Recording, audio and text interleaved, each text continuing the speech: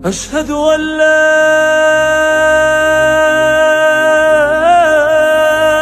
إله إلا الله.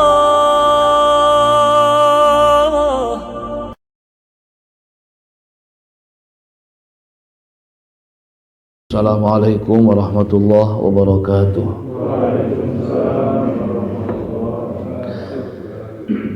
Alhamdulillah, nahmaduka Allahumma ya man asfaita min ibadikal mu'minin, ya man waffaqtahu litafaqquhi fid din, wa nashkuruka ala ma 'allamta wa hadaita wa qawamta ila dinil haqq siratil mustaqim. Asyhadu an la ilaha illallah wahdahu la syarika lah, wa asyhadu anna Muhammadan abduhu wa rasuluhu alladzi la nabiyya wa rasula ba'dah. Wassalatuhu wassalamuhu ala sayyidil kaunain wa sayyidil thaqalain wa sayyidil mursalin Habibina Muhammadin sallallahu alaihi wasallam, abdun arsalahullah lil alamina basyira wa nadhira, faballaghur risalah wa addal amanah, wa hadallahu bihi minal ummati basyaran katsira, fakana fi zulmatil jahli lil mustabsirina sirajan wa qamaran munira. Salatan yattasilu biha ruhul musalli alaihi bih, fayanbasitu fi qalbi nur sirri ta'alluqihi bihi wa hubbihi, wa yuktabu biha bi inayatillah fi hizbihi wa ala alihi wa sahbihi alladhina irtaqaw sahwatal majdi bi qurbihi, wa tafayya'u dhilal syarafil aslihi bi wuddihi wa hubbihi ma awtara al-aqwan bi nashri zikrahum nasib. Ayyuhal hadirun, ittaqullah haqqa tuqatih wa la tamutunna illa wa antum muslimun. Qala Allah ta'ala fil Qur'anil Karim, a'udzu billahi minasy syaithanir rajim, bismillahirrahmanirrahim. Inna fi khalqis samawati wal ardi wa ikhtilafil laili wan nahar wal fulki allati tajri fil bahri bima yanfa'un nas, wa ma anzalallahu minas samai min ma'in fa ahya bihil arda ba'da mautiha, wa batha fiha min kulli dabbatin, wa tasrifir riyahi was sahabil musakhkhari bainas samai wal ardh la ayatin liqaumin ya'qilun. Shadaqallahul maulanal azim. Alhamdulillah wa syukru ala ni'amillah, bi ni'matillah tatimmus salihah. Dengan izin Allah subhanahu wa ta'ala dan atas pertolongannya juga kita dihimpun, disatukan dalam rahmat Allah subhanahu wa ta'ala. Seusai melaksanakan sholat subuh berjamaah, kita lanjutkan dengan ta'lim setiap ahad pagi ini. Semoga segala nikmat karunia yang Allah limpah curahkan kepada kita mengiringi setiap rutinitas aktivitas hablum minallah dan hablum minan nas. Semoga ada dalam ridha Allah subhanahu wa ta'ala. Salawat salam dilimpahkan, dicurahkan selalu kepada Nabi Muhammad sallallahu alaihi wasallam, kepada keluarga, sahabat, kerabat, tabi'in, atba'ut tabi'in, sampai kepada kita umat akhir zaman. Mudah-mudahan kita bisa mengikuti, melaksanakan apa yang sudah beliau perintahkan dan laksanakan. Harapan dan doa mudah-mudahan kita mendapatkan syafaatnya nanti di yaumil qiyamah dengan izin Allah subhanahu wa ta'ala. Subhanallah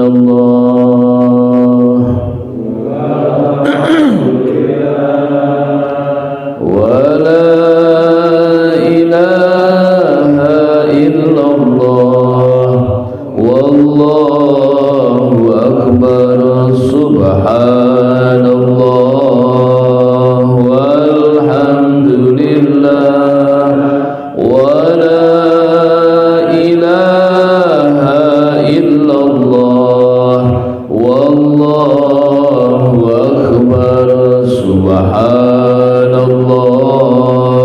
walhamdulillah wa la ilaha illallah wallahu akbar, subhanallah walhamdulillah wa la ilaha illallah wallahu akbar wa la haula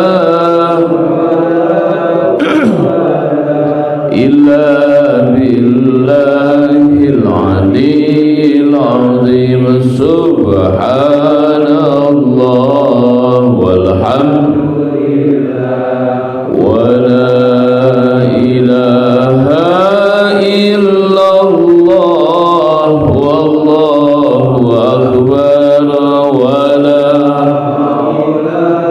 wa la quwwata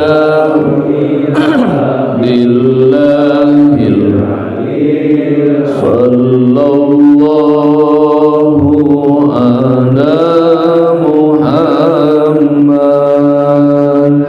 sallallahu alaihi wasallam, sallallahu ala Muhammad sallallahu alaihi wasallam, sallallahu ala Muhammad sallallahu alaihi wasallam, sallallahu ala Muhammad sallallahu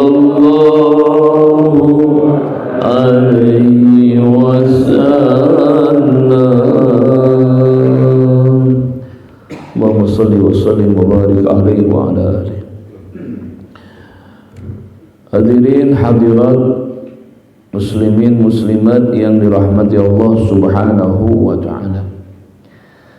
Al-Qur'an bukan saja hanya mengajarkan ubudiyah, muamalah, munakahah, as-siyasah, tapi Al-Qur'an juga mengajarkan kepada kita tentang al-wilayah, kepemimpinan.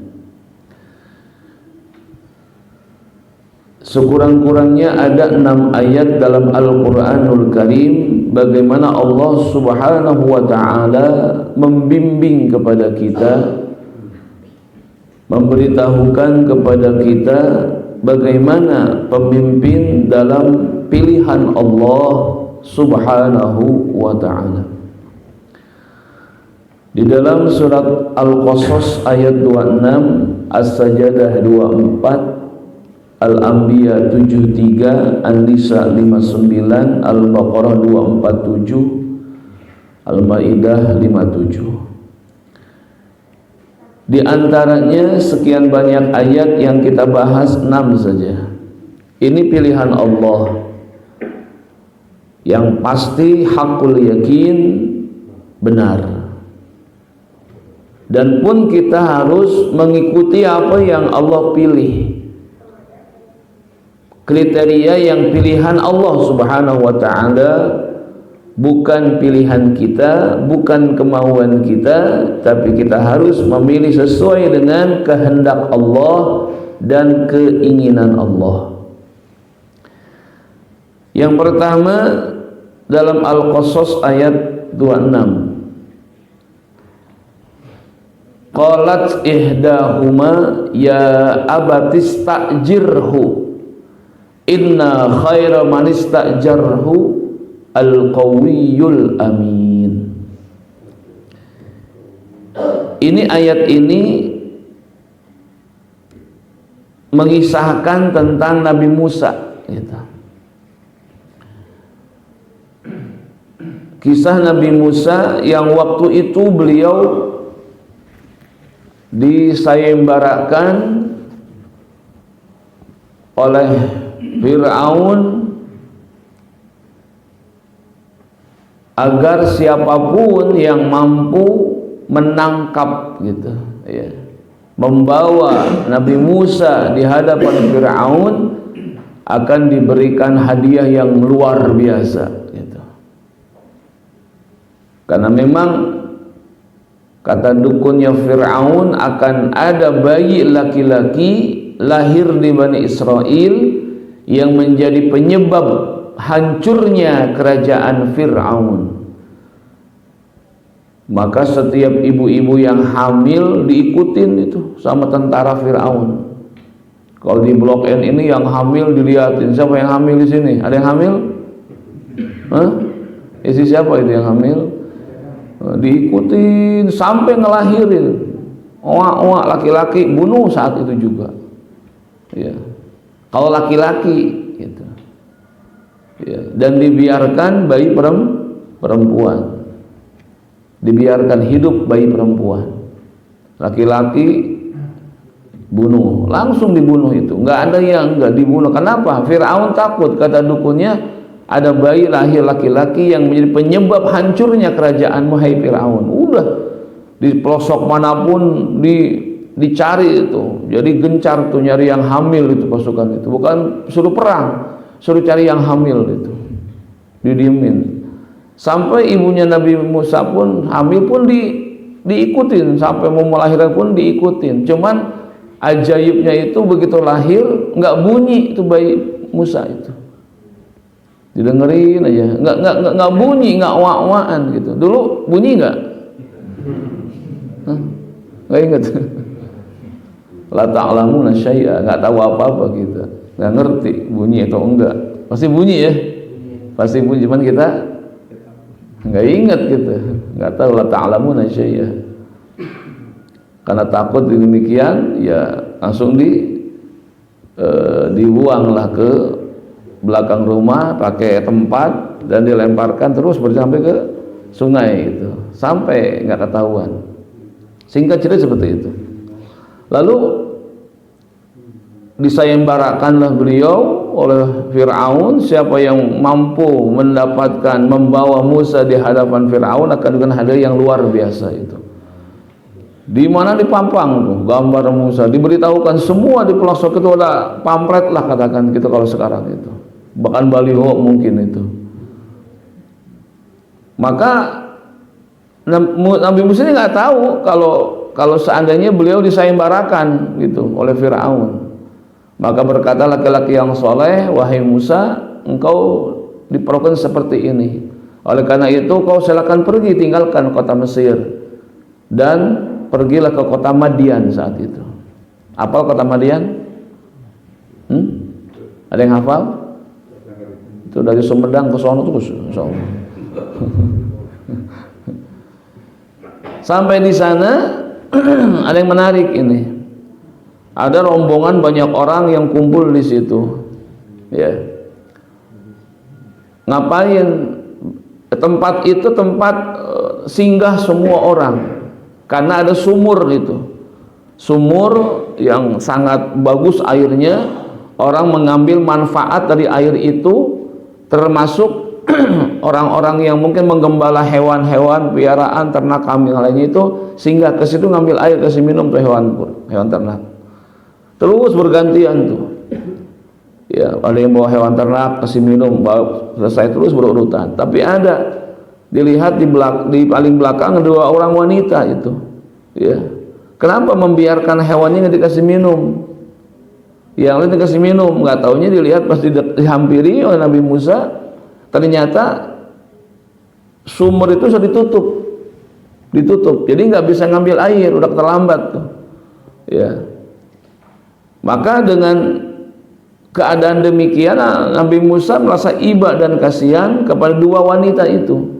Ternyata dua perempuan itu adalah putrinya Nabi Syuaib alaihi salam, yang nanti kelak di kemudian hari menjadi mertuanya Nabi Musa alaihi salam itu. Kenapa dua wanita ini mengambil air untuk hewan ternaknya? Karena Nabi Syuaib sudah tua. Ya, sudah tua, nggak ada yang menggantikan hewan ternaknya untuk digembala kecuali anak perempuannya ini. Maka langsung dibukalah tutup sumur itu, dibuka dengan kedua tangan Nabi Musa sendirian itu. Ini dua wanita kaget ini. Kenapa kaget? Karena tutup sumur yang besar ini dengan diameter yang cukup lega itu nggak bisa dibuka, diangkat kecuali dengan 7 pemuda itu. Ya kaget, loh kok orang ini kuat banget, kata perempuan ini. Kok membuka tutup sumur dengan kedua tangannya? Biasanya dengan 7 orang bareng-bareng pemuda itu. Dibuka, diambil air, pulang itu, pulang ke rumah. Dia ceritakan ke abahnya itu. Ada seorang pemuda begini membuka tutup dengan tangannya sendiri itu. Kuatnya luar biasa. Lalu Nabi Syuaib bilang, panggil pemuda itu, suruh ke rumah, saya akan berterima kasih kepadanya. Datanglah dua perempuan itu ke tempat semula. Nabi Musa masih ada di situ, ya, duduk aja, ya, duduk sambil bersandar itu di tembok itu, ya, enak banget itu, nyerandai di pintu, enak banget.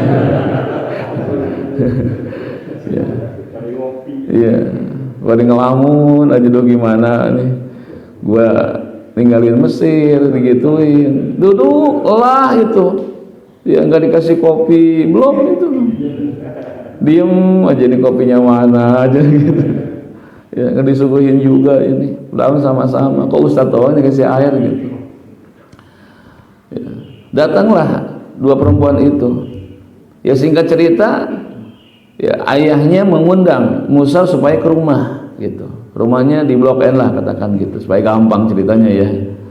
Ya. Lalu berjalanlah dua wanita tersebut di depan Nabi Musa karena nggak tahu jalan. Jadi perempuan di depan, ya Musa di belakang. Karena angin kencang saat itu, tersingkaplah androknya, ya, terlihatlah betisnya itu, ya. Gimana kalau kita? Ini nggak bener nih, neng ya, katakanlah neng itu dengan neng emeh lah gitu. Udah kamu di belakang, saya di depan. Lo kenapa nggak tahu jalan? Tadi tersingkap androknya, kelihatan betisnya, aurat. Udah saya di depan aja, kasih tahu aja, sampai begitu. Kalau kita gimana? Pak Rasid gimana kira-kira? Kalau kita mungkin diem aja udah, manfaatin yang ada lah gitu. Ini mah enggak, neng udah belakang, saya di depan. Kenapa bang? Tadi tersingkap, kan betisnya kelihatan, saya nggak mau gitu. Wah hebat. Ini yang membuat apa? Terkagum-kagum wanita tersebut. Ini amanah nih, nggak mampang mumpung gitu. Jadi kesempatan dalam kesempatan aja kesempitan. Ya, salah itu. Kesempatan dalam kesempatan. Hemat pangkal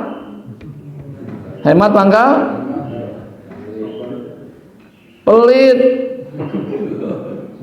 Kalau sedekah pangkal kaya, itu yang betul. Hemat pangkal kaya dari mana judulnya? Hemat pangkal pedit. Baru sedekah pangkal, itu yang cakep bagusnya. Salah gitu itu. Sambil di jalan ngobrol nih, bagus juga nih pemuda nih, udah kuat fisiknya, amanah lagi, ya, ente cunihin bahasa ini mah gitulah. Wah, ini yang membuat terkagum-kagum, dua sifat ini ada pada Musa gitu. Udah kuat fisiknya, ya dimanfaatkan kekuatan untuk membela orang lain, membantu orang lain, udah gede amanah, ya amanah. Sampai di rumah apa yang dikatakan oleh perempuan tersebut? Qalat ihdahuma, ini baru nih. Maka berkatalah salah seorang anak Nabi Shu'aib, yang perempuan ini berkata seorang, ya abati, wahai bapakku, istajirhu. Itu bahasa kita, wahai bapakku, pekerjakan pemuda ini, berikan dia wewenang tugas, gitu bahasa kita. Istajirhu, tijarah bahasa kita. Berikan satu wewenang pekerjaan, berikan amanat pekerjaan, jabatan. Kenapa? Inna khaira man istajarhul qawiyul amin. Inna khairas man istajartal qawiyul amin. Sesungguhnya sebaik-baik orang, istajarta, yang engkau akan berikan wewenang pekerjaan, adalah al-qawiyu al-amin. Ini nih. Kenapa al-qawi bahasanya? Tadi punya kekuatan fisik yang luar biasa. Maka pemimpin itu jangan pelenyak-pelenyek gitu. Harus wah gitu tuh. Fight gitu, jangan. Kalau duduk yang begini, gini. Kalau ngaji jangan begini. Gini. Betul enggak kira-kira? Gitu. Udah begini, ngantuk lagi udah. Ini apa pemimpin begini nih? Gini. Gitu. Jangan udah, jangan dilihatin laparnya lah gitu. Gitu. Al-qawiyu itu ya fisik yang kuat. Al-amin yang dipercaya. Ini nampak pada Nabi Musa alaihissalam sampai diabadikan, ya abatis ta'jirhu inna khaira man istajartal qawiyul amin. Ada dua kalimat, al-qawiyu, al-amin. Maka dalam Syekhul Islam, dalam As-Siyasah Asy-Syar'iyyah, dalam kitabnya mengatakan, wa yambaghi ay ya'rifa al-aslaha fi kulli mansabin fa innal wilayah ruknani al-qawiyyu al-amin. Itu tuh sama dengan perkataan dalam kitab tersebut. Wa yambaghi, seharusnya, wa yambaghi sepatutnya, wa yambaghi seyogianya, mbok ya o gitu. Ayya'rifa al-aslaha, seseorang itu harus mengetahui al-aslaha, orang yang pantas, yang patut gitu ya. Yang pantas, yang patut, fi kulli mansabin, untuk memegang satu wewenang dan wilayah, kekuasaan, pekerjaan, mansab itu. Fa innal wilayata, sungguhnya kepemimpinan itu laha ruknani, ada dua kuncinya, pokoknya, al-qawiyatu wal amanatu. Itu maka pantas dengan kalimat ini, al-qawiyyu al-amin. Al-amin itu apa? Al-amanah. Makanya dikatakan berikutnya adalah al-qawiyyu, al-qawiyatu tarji'u ila nasabiha. Yang namanya kuat itu tergantung medannya gitu, tergantung medan. Enggak semua pemimpin harus bisa kuat, enggak, tergantung nasabiha, medan yang dia akan terjun di situ.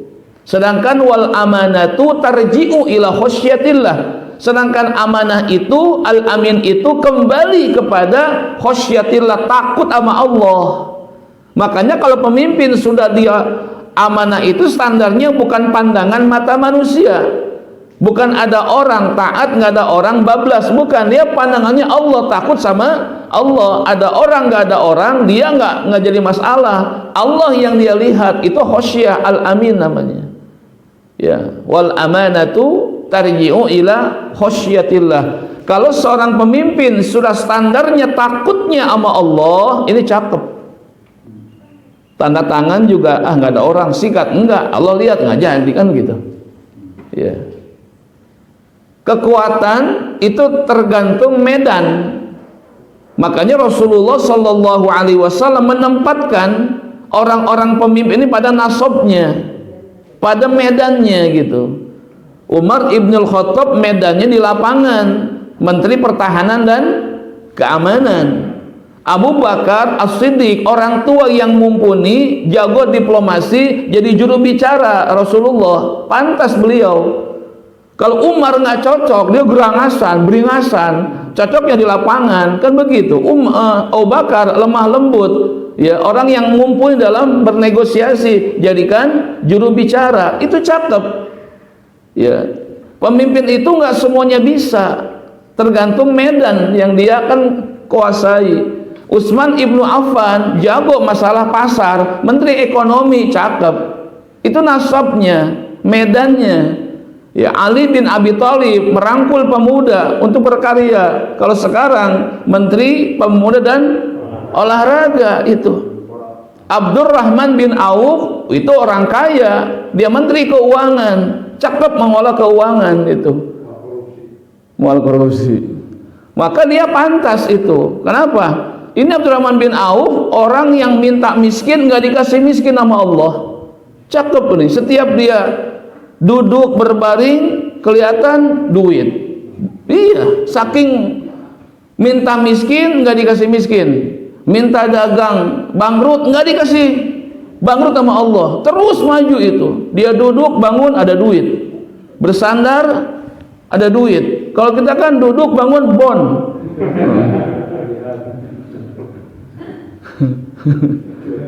dibuka dompet bon gitu ya. Kita tuh pantasnya apa? Menteri keuangan. Ya. Khalid bin Walid strategi perang itu beliau mansabnya di situ, medannya di situ. Ya. Ini yang membuat kriteria dari Allah Subhanahu Wa Taala al-Qawiyyu al-Amin. Kalau orang sudah kuat, lihat Rasulullah Sallallahu Alaihi Wasallam, bagaimana fisik beliau sangat luar biasa. Saat perang Khandaq ingin dimulai, ya, beliau melihat sahabat di bawah itu sedang berusaha untuk menghancurkan satu batu yang menghalangi besar itu. Sahabat nggak ada yang kuat menghancurkan batu itu. Rasul lihat dari atas, turun ke bawah, naik semuanya, aku yang hancurkan. Ya, sahabat di atas itu melihat Rasulullah ingin menyelesaikan masalah batu yang menghalangi tersebut. Lalu Rasulullah ingin menghancurkan batu itu tentunya dengan kekuatan fisiknya. Lalu beliau mengganjal perutnya dengan 3 batu. Tekan di sini, diikat supaya ada kekuatan. Sahabat meneteskan air mata saat itu. Dilihat Rasul menekan perutnya dengan 3 batu diikat dengan tali. Kalau begitu keadaan Nabi diganjal dengan batu, menandakan Rasul belum makan 3 hari. Tapi kuat. Selesai itu batu diselesaikan Rasulullah. Sahabat menangis, terseduh-seduh. Kenapa? Kalau Rasul sudah demikian adanya, beliau belum makan itu 3 hari, tapi mampu menyelesaikan batu yang sulit oleh sahabat diselesaikan. Bagaimana fisik Nabi? Kuat, hebatnya luar biasa. Itu kelihatan. Makanya pemimpin jangan pelenyak gitu dah. Kelihatan berwibawa. Dia punya program, target, nasabnya di mana nih gitu. Menempatkan seseorang pada tempatnya, itu cakep namanya. Ya. Ya, kita tahu. Makanya kalau seandainya seseorang diberikan wewenang, dia bukan porsinya, rusak ini udah. Rusak. Makanya kan ada satu hadis mengatakan sayati zamanun sanawiyatun khadda'atun, akan datang tahun-tahun kebohongan, kata Rasulullah sallallahu alaihi wasallam. Apa diantaranya adalah rajulut tafih fi amril ammah, orang yang bodoh nanti mengurus kepentingan umat. Artinya apa? Orang yang bukan kapasitasnya, enggak punya kemampuan, disuruh mimpin ngurus umat. Ini kacau ini namanya itu. Ya, khadda'atun sanawatun khadda'atun, tahun-tahun pun dengan kebohongan, kedustaan. Itu diantaranya. Orang yang bodoh nanti banyak yang mimpin. Bodoh gimana? Bukan nggak sekolah, bukan menempatkan pada porsinya gitu. Ya, seperti itu. Itu hati-hati. Makanya dengan ayat ini jelas ya bahwa kriteria pemimpin itu yang al-qawiyyu al-amin. Ya, ini penting sekali. Kalau nggak al-amin, ya tarji'u ila khasyatillah, kembali kepada takut sama Allah. Ya sudah selesai.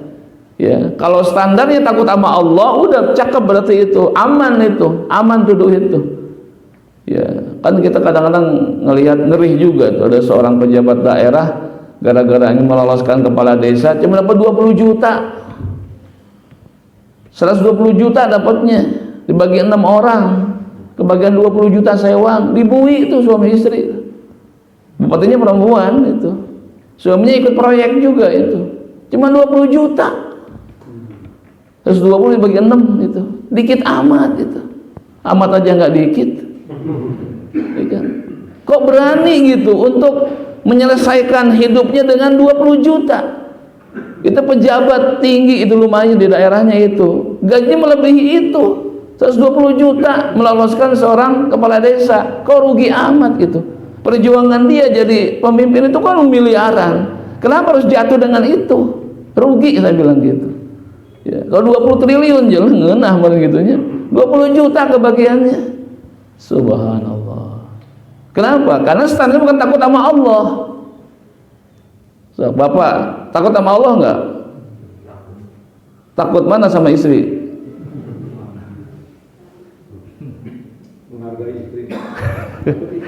Menghargai istri. Oh iya, bagus. Nanti kalau ke sono kok di akhirat udah masuk surga, ya kamu takut sama siapa? Takut sama ini ngajak ke surga. Kamu takut sama Allah pada istri. Takut sama istri ngajak ke surga tuh. Itu yang pertama. Yang kedua dalam As-Sajdah 24. Ini Allah inginkan sama kita ini. Wa ja'alna minhum a'immatan yahduna bi amrina lamma sabaru wa kanu bi ayatina yuqinun. Dan kami akan jadikan buat kalian, buat mereka semua a'immatan, pemimpin yang bagaimana yahduna bi amrina, pemimpin yang menjadikan hidayah, sababiyah hidayah kepada mereka. Jadi pemimpin yang menjadikan sababiyah orang-orang pada dekat sama Allah Subhanahu wa taala. Itu yang cakep, yang menjadikan ini umat, ini masyarakat lebih yahduna, memberikan pencerahan, hidayah gitu. Makanya kita kadang-kadang sono ya, senang gitu. Ada satu masjid ya di pemerintahan mana, ayo zuhur wajib berjamaah. Ya begitu tuh. Yang mungkin yang nggak pernah sholat ke bawah jadi sholat. Baiklah tenan naon da ka bawah ku pimpinan heula nya era ku pimpinan baik tenan naon da mimiti mah eta heula kabeh oge gitu. Ya, yang mungkin sholatnya agak telat-telat, lohor jam 2 ya. Sekarang karena pimpinannya nyuruh, ayo sholat berjamaah tepat waktu. Indah juga. Saya pernah sholat di Masjid Al-Fathu itu di Bandung. Semuanya seragam gitu. Tepat waktu. Azan itu sudah pada kumpul. Nikmat rasanya menjalankan ibadah kepada Allah. Kenapa? Pimpinannya yahduna bi amrina lamma sabaru, sabar itu. Dia sabar. Wa kanu bi ayatina yuqinun. Yakin dengan ayat Allah Subhanahu wa taala. Pemimpin inilah yang pantas gitu, yang bisa mendekatkan jembatan antara bawahan dengan Allah, rakyat dengan Allah. Dia jembatani itu. Dia manfaatkan ketika menjabat, gimana nih orang-orang supaya dekat sama Allah, cinta akhirat itu. Ya. Yeah. Jadi jangan sampai pemimpin ini menjauhkan orang dari hidayah Allah gitu. Dengan pemimpin ini nikmat hidup, nikmat itu. Makanya saya pernah waktu kan ngisi di satu perusahaan itu ya. Setiap Sabtu taklim dulu, ngaji Quran dulu gitu. Karena pemimpinnya baru. Karena baru, setiap karyawan ketika ingin keluar, karena sales satunya ke salesnya itu, sehingga pagi-pagi jam 7 taklim dulu saya. Taklim, ngaji Quran, sholat duha dulu. Yang belum pernah ngaji jadi ngaji, gitu ya. Taklim sebentar, setengah jam, tamat sholat duha. Kenapa? Ngeunahnya. Jadi yang nggak sempat ngaji di rumah, yang belum nggak sempat sholat duha, disempatkan saat itu. Ini pemimpin yang bagus. Ya, jadi dengan program dia bagaimana mendekatkan ini bawahan, karyawan, mendekatkan diri kepada Allah Subhanahu wa taala. Ini yang bagus pemimpin ini. Ya, yang dengan pemimpin ini makin dekat kita dengan Allah Subhanahu wa taala. Mereka punya wewenang, punya kekuasaan. Kalau dijadikan aturan kepada mereka, cakep itu. Ya. Kalau di pesantren mungkin sudah biasa ya di mana-mana. Ini di pemerintahan, pemimpinnya demikian. Atau sebulan sekali mengadakan qiyamul lail. Ya, mungkin yang malas-malas ya datang juga lah, ada pimpinan yang nyuruh. Baiklah, pimpinan heula gitunya. Niatnya kalau pimpinan nggak apa-apa. Yang penting ada satu jembatan dia dekat sama Allah Subhanahu wa taala. Kalau bukan pemimpinnya ini, nggak mungkin ada program itu. Ketika berganti pimpinan, itu nggak dilaksanakan lagi. Itu yang Allah inginkan sebenarnya. Yahduna bi amrina lamma sabaru wa kanu bi ayatina yuqinun. Ayat yang ketiga dalam Al-Anbiya 73 itu. Sama kalimatnya mirip-mirip lah. Wa ja'alnahum a'immatan yahduna bi amrina wa auhayna ilaihim fi'lal khairat wa iqamas shalah wa ita'az zakah wa kanu lana 'abidin. Jadi kami akan jadikan, kata Allah, buat mereka itu a'immatan yahduna. Jadi pemimpin yang sama, memberikan hidayah, wa auhayna. Nah ini, dan kami wahyukan pada mereka fi'lal khairat, programnya melakukan setiap kebaikan. Yang dibesarkan adalah fi'lal khairat itu. Jadi yang enggak khairat enggak itu. Diperintahkan umatnya, masyarakatnya untuk melakukan setiap kebaikan. Ini yang jadi bagus itu. Jangan sampai pemimpin itu justru programnya itu menjadikan fi'lal munkarat itu, ya. Dengan pemimpin ini, ya, yang tadinya ada yang kemungkaran dihapus, kemaksiatan dihilangkan, itu yang cakep. Kebaikan ditambah, kejelekan dihilangkan sedikit-sedikit itu. Bukan sebaliknya, ya, yang munkar ditambahin, yang bagus-bagus dipangkas itu. Ini kan nggak bener ini, ya kan ya. Minuman keras dilegalkan. Ini kan bahaya. Zina dilegalkan, ya. Segala judi, di online kan. Ini kan pemimpin apa yang begini, yang mengajak umat fi'lul munkarat itu.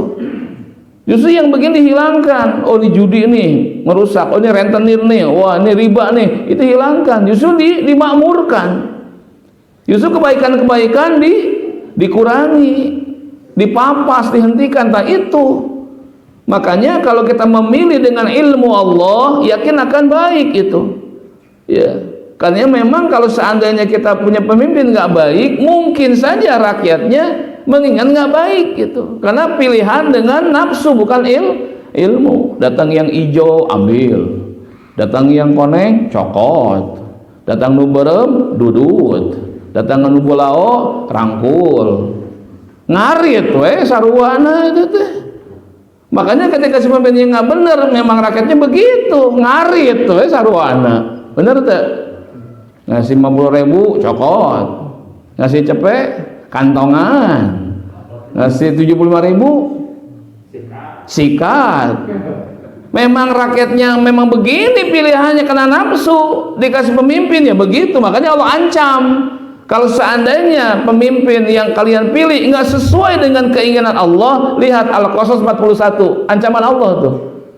Al-Qasas 41, ya. Wa ja'alna minhum a'immatan yad'una ilan nar wa yaumal qiyamah la yunsarun. Ini ancaman Allah, Al-Qasas 41. Kami akan jadikan buat mereka pemimpin yang bagaimana, yad'una ilan nar, yang akan mengajak, membawa mereka kepada api nerakanya Allah Subhanahu wa taala. Wa yaumal qiyamati la yunsarun, dan hari kiamat nanti mereka akan ditolong, kalau enggak akan ada pertolongan Allah Subhanahu wa taala. Ini kan ya, kalau sudah nggak mau pilihanku nggak dipilih, apa yang Allah ingat nggak mau, ya sudah, kami jadikan pemimpin kalian yang nanti ngajaknya ke neraka nanti itu. Ya, ini nggak boleh. Ya temunang, karasa tuh. Jadi berkurang gitu. Ya, berkurang, bukannya makin dekat sama Allah gitu. Ya seperti itu. Itu ancaman, ya, konsekuensi karena kita nggak menginginkan seperti itu, maka Allah kasih, sudahlah. Itu diantaranya. Yang keempat, dalam An-Nisa 59, ini Allah inginkan, ya ayyuhalladzina amanu atiullah wa atiur rasul wa ulil amri minkum fa in tanazatum fi syai'in faruddu ila Allah rasul. Wahai orang yang beriman, kata Allah, taatilah Allah dan taatilah Rasul dan ulil amri di antara kalian. Ada yang menarik nih. Kalau ke Allahnya itu pakai atiu, kepada Rasul pakai atiu. Kenapa? Ya, dalam tafsir Ibnu Katsir ini mutlaqul haq. Kalau ke Allah menggunakan atiu, pasti benernya. kepada Rasul pakai ati'u, taat adalah lafaznya kalimat yaitu mutlakul hak, pasti benernya. Kenapa ulil amri nggak pakai ati'u ulil amri? Karena belum tentu benernya gitu. Ada yang benar, ada yang salah. Jadi masih abu-abu. Kalau Nabi dengan Allah itu mutlak benernya. Makanya kalimatnya nggak pakai ati'u ulil amri, nggak dikasih sama Allah Taala karena belum tentu semuanya benar. Makanya pakai waw atapnya adalah lil munqalab, ke belakang. Maksudnya gimana? Taatilah Allah, taatilah Rasul, dan ulil amri yang munqalab itu ke belakang, yang mentaati Allah, yang mentaati Rasul, baru kalian taati itu. Ketika ulil amri ini mentaati Allah dan mentaati Rasulnya, ikuti. Itu wajib kan ikuti itu. Kalau dia mentaati Allah dan Rasulnya gitu. Kalau dia nggak mentaati Allah dan Rasulnya, jangan gitu. Buat apa? Allahnya aja berani dia tentang gitu, apalagi kita nanti dihianati. Itu makanya nggak ada jaminan akan benar ulil amri. Kenapa? Nggak dikasih ati'u, ati'ullah wa ati'ur Rasul wa ulil amri. Nggak pakai ati'unya, nggak pakai itu. Kenapa? Waw atapnya lil munqalab, ke belakang harusnya. Jadi yang mentaati Allah dan mentaati Rasulnya baru bisa kita ambil sebagai pemimpin. Kalau dia nggak taat, sholat juga kagak, puasa juga enggak gitu kan. Ya, kemungkaran disahkan, kemungkaran dibebaskan, ya kan? Ini kan berarti dia nggak mentaati Allah dan Rasulnya. Makanya pantas gitu. Ya, jikalau seseorang diberikan pemimpin yang seperti itu, yang memang keangkingan itu seperti itu maksudnya itu. Ya. Terus yang kelima dalam surat Al-Baqarah 247 itu. Ini berkenaan dengan seorang pemimpin, seorang raja bernama Talut. Innallaha astafahu. Huknya kepada Talut. Talut ini hidup di zaman Nabi Daud alaihi salam. Talut musuhnya Jalut gitu. Ya. Talut itu pemimpin yang beriman kepada Allah yang baik, sedangkan Jalut itu pemimpin kafir. Ya. Bahkan Nabi Daud itu adalah pasukan yang ikut dengan pasukan Talut itu, dan yang berhasil membunuh Raja Jalut adalah Nabi Daud itu. Ya. Yang berhasil membunuh raja yang zalim adalah bukan pemimpinnya Talut, tapi Nabi Daud yang membunuh sebagai pasukan Talut saat itu. Ya. Apa yang Allah maksud? Talut dipilih, innallaha astafah. Kenapa? Wazadahu bastatan fil ilmi wal jismi. Ini bastatan, Allah luaskan ilmu wal jismi, dan jisimnya, fisiknya, badannya luar biasa. Ya, jadi ini kriteria Allah Ta'ala, luas ilmunya. Jadi kalau kita pemimpin itu di mana sih sekolahnya, siapa sih gurunya, kuliah di mana, kan begitu. Harus tahu tuh nasab ilmunya gitu. Bastatan fil ilmi, jangan sampai ya, dia punya pendidikan cuma nembak doang, ini hati-hati ini, betul nggak gitu? Iya, harus tahu jelas. SD di mana? 6 tahun, iya, jelas kan? Jadi itu penunjang untuk sampai kepada pemimpin, karena bastatan fil ilmi. Kalau nggak ada otak yang brilian memimpin umat, ya IQ-nya berapa itu? Ini perlu bastatan fil ilmi, maka berkaitan dengan pendidikan juga gitu. Jangan sampai punya gelar kesarjanaan nggak sampai duduk di bangku kuliah, hanya nembak doang. Ini bahaya nggak kira-kira? Bahaya itu. Ya, makanya dikasih oleh Allah sok ilmunya. Kalau dia pimpin satu wilayah gitu kan, harus menguasai wilayah tersebut, ilmu yang menguasai wilayah tersebut. Kalau enggak, parah nantinya itu. Ya jangan sampai pemborong, tukang tembok jadi menteri agama, ini kacau ini gitu. Ya enggak pada porsinya, di mana dia ngajinya, di mana dia kuliah, di mana pesantrennya kalau menteri agama. Kalau dia menteri pertahanan, di mana dia belajarnya? Kan dikasih tahu, jangan sampai memimpin sesuatu itu yang bukan karena ilmunya gitu. Kalau nggak dengan ilmunya parah itu nanti itu. Ya. Bastotan fil ilmi wal jismi. Gitu. Tetap jismi itu Allah kasih luas itu. Makanya harus sehat lahir batin segala macam itu fisik. Yuk kita pimpin, kamu aja dah. Bapak kenapa? Langsung angin aja langsung begitu tuh. Ya. Dikerok, pemimpin dikerok, tatoannya merah gitu, gimana ini? Ya, ini harus kekuatan fisik itu harus ada. Bil ilmi wal jismi itu innallaha astafahu. Allah memilih yang bagaimana? Yang ada bastotan, luas dalam ilmu dan kekuatan fisiknya. Itu yang diinginkan oleh Allah Subhanahu wa taala. Yang terakhir dalam Al-Maidah 57. Ya ayyuhalladzina amanu la tattakhidul ladzina takhudhu dinakum huzwa wa la'iba.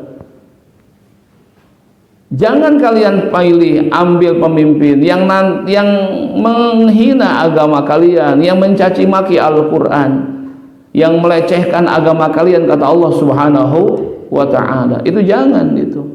Ya, jadi jangan sampai kita memilih pemimpin yang mengabaikan ajaran yang kita anut. Justru pemimpin itu harus bisa menjembatani semua keyakinan dan ajaran di negara kita itu. Makanya kalau sudah sifatnya menghinakan, menghancurkan, melecehkan umat Islam ya jangan. Itulah kriteria dalam Al-Qur'anul Karim yang harus kita pahami, karena Allah enggak mengajarkan ibadah saja, ubudiyah saja, tapi banyak sisi lain yang Allah akan beritahukan kepada hamba-hambanya agar dalam kehidupan ini sesuai dengan keinginan Allah Subhanahu wa taala. Mudah-mudahan Allah Subhanahu wa taala menjadikan kita ke depannya ayat ini yang 6 ini ya Al-Qasas 26, As-Sajdah 24, Al-Maidah Al-Anbiya 73, An-Nisa 59, Al-Baqarah 247 dan Al-Maidah 57. Dan Allah ancam nanti dalam Al-Qasas ayat 41 itu ada ancaman dari Allah Subhanahu wa taala. Mudah-mudahan dengan ayat-ayat tersebut jadi pegangan buat kita ke depan. Jadi menjadikan satu ilmu buat kita juga. Allah juga mengajarkan demikian. Mudah-mudahan ke depannya kita bisa meyakini ayat-ayat ini. Semoga ke depannya Allah berikan banyak kebaikan dan kebaikan. Amin. Ya Allah, ya Rabbal Alamin. Ini saja yang dapat disampaikan. Mohon maaf atas segala kekurangan dan kekhilafan. Billahi taufiq wal hidayah. Wassalamualaikum warahmatullahi wabarakatuh.